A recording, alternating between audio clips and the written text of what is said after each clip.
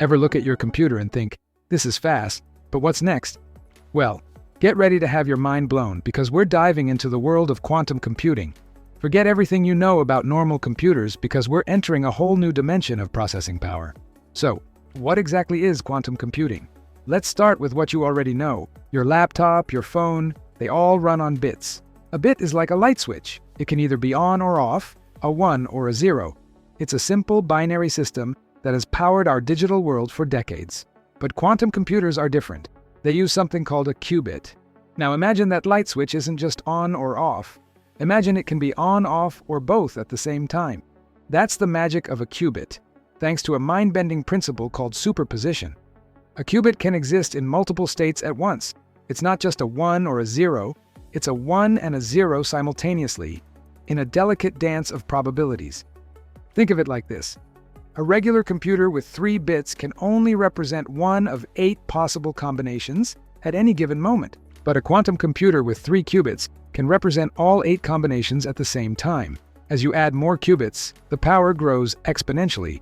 With just a few hundred qubits, you could process more combinations than there are atoms in the known universe. That's not just an upgrade, it's a complete revolution. And there's another spooky trick up the quantum sleeve: entanglement. Albert Einstein famously called it spooky action at a distance. When 2 qubits are entangled, they become linked in a mysterious way. No matter how far apart they are, the state of one instantly affects the other. If you measure 1 qubit and find it's a 0, you instantly know its entangled partner is a 1, and vice versa. This interconnectedness allows quantum computers to perform complex calculations in a highly coordinated and efficient way that's simply impossible for classical machines. So, why do we need this incredible power? Quantum computers aren't here to make your video games load faster or your spreadsheets calculate quicker. They're designed to solve problems that are currently unsolvable. Think about developing new medicines and materials.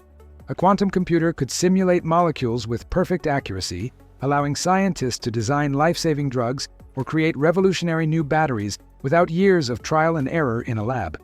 They could also revolutionize finance by optimizing investment strategies in ways we can't even imagine, or break current encryption methods, forcing us to develop new quantum-proof security. They could supercharge artificial intelligence, leading to smarter, more capable AI that can solve some of humanity's biggest challenges, from climate change to disease. Now, we're not quite at the point where you can buy a quantum laptop at your local electronics store. Building and controlling these machines is incredibly difficult.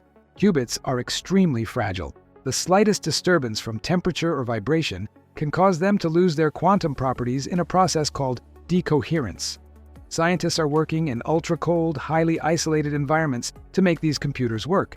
But the progress is staggering. We are at the very dawn of the quantum age, a time that historians will look back on as a pivotal moment in technology. What we're seeing today is like the very first vacuum tube computers of the 1940s. They were huge, clunky, and limited, but they paved the way for the incredible devices we use every day.